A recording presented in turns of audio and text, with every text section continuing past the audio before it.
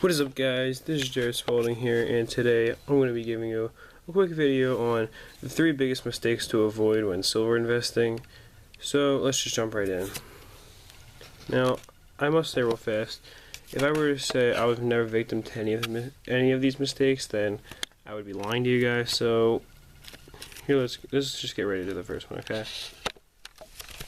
And number 3, I have buying fractional silver. Now, you might be thinking, alright, so you have a bunch of fractional silver and you're telling me not to buy it.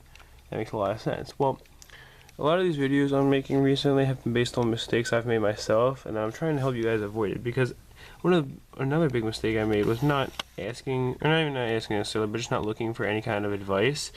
Just thinking I knew everything about it, when clearly I know now that I know less than what I thought I knew, a year ago. So,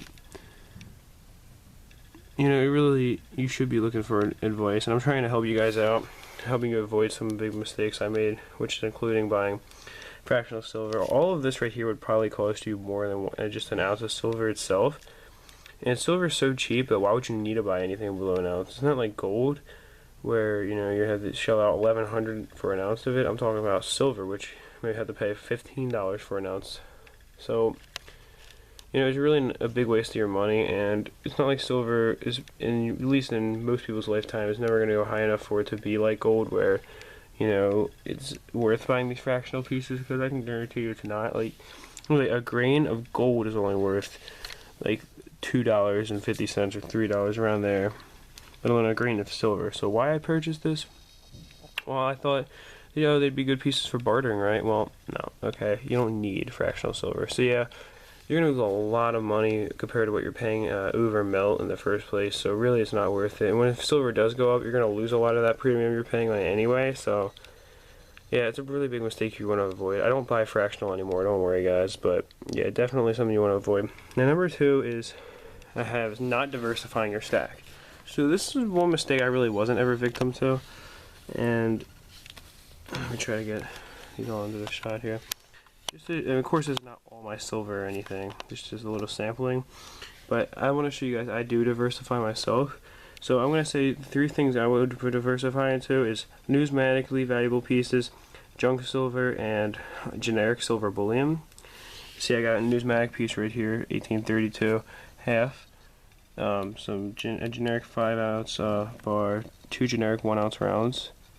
Really nice designs, but I mean, they're not worth too much over melt. And then I got 25 junk mercury dimes here. I mean, they're not quite junk. They're pretty decent condition, really. I got a 1919 in here somewhere. It's the oldest one. The rest are all 30s and 40s, but basically, they're not going to be super valuable pieces ever. So you're just paying a little bit. I actually paid a little bit below melt for these in an auction. But yeah, you see, if you put all your investments into one basket, as they say, put all your eggs in one basket. If you put all your investments into one type of silver, like, for example, let's say you put it all into junk, okay? And then you're going to only have the potential that junk has in your silver stack. But let's say, I don't know. I'm trying to think of a good example here for you guys of something that could happen where you might lose money on junk. Like, per se, let's say that, the U.S. has a huge, let's say the silver price crashes, okay? There we go. I'm trying to think of a good example for you guys. If the price crashes, and let's say it's crashed for 50 years or something insane like that, the economy, somehow, some way, silver price crashes down to a very low price, okay? You're going to lose a lot of money on this and this stuff, okay? But you're not going to lose nearly as much money on this, because this isn't only worth something for being silver. This is worth something for being, a numismatically valuable piece.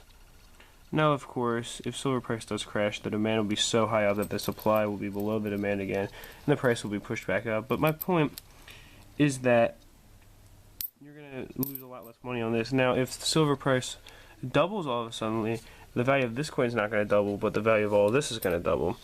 So if you have diversified, then you can, one of your pieces might go down, but some of it will go up severely, or it'll go up a lot in value, or it won't lose too much value. So you can still, You know, if you're forced to sell, you can sell the pieces that are going to bring in a lot of money and hold on to the ones that you're waiting to go back up in value. Now finally, number one, I can't really show this because I don't really have a good example, but I guess I'll just show this point here. Is never buy uncertified coins of numismatic value. Now, you're probably thinking, well, aren't we looking at one right now? And I'm going to say this wasn't a mistake because of one fact. I bought from a very trusted seller. That's why I'm willing to buy from the person. Somebody I actually know very well. And it wasn't like I bought the piece from some random person. They have well over 1,000 feedback, all positive, 100% positive feedback. You know, they're a power seller. So that's somebody I do trust, and I bought from before. I've bought smaller stuff from them before, and it's all been perfectly fine. I know them well enough to where the point where I can trust them. But I'm talking about buying from some sketchy guy in an alley who's got a 10-ounce bar he's willing to sell it to you for $90. You know what? Don't buy it, because chances are it's either fake or, even more likely, it's stolen. Which, with serial numbers on these bars, you can get in a lot of trouble if you're caught with that bar.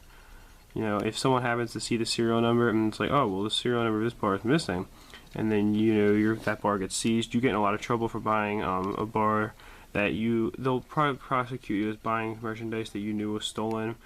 So, and of course you could end up buying something fake too, like fake coins or something like that. Now, coins are very hard to fake because the details on them have to be perfect, and a lot of times you can, you know, spot the fakes, but it's still a big risk you're taking by buying, you know, coins from somebody. Even if they look fine, they could just be really good imitations of them, if the coin's worth a couple $1,000s.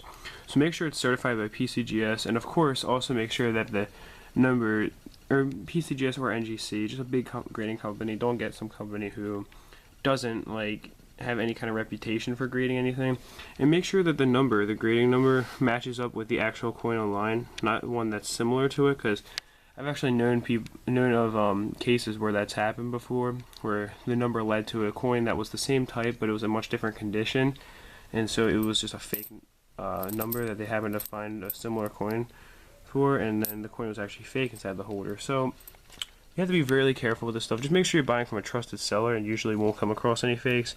And if it really is a good seller, then if it does turn out to be fake, you know, the coin or the silver, they'll probably understand and accept the return. So make sure you know who you're buying from, at least well enough to where they wouldn't rip you off. But that's probably the biggest mistake, I'd say, in silver investing. And I hope you guys enjoyed the video and found it useful. And that's it for now. Peace, love, and much respect.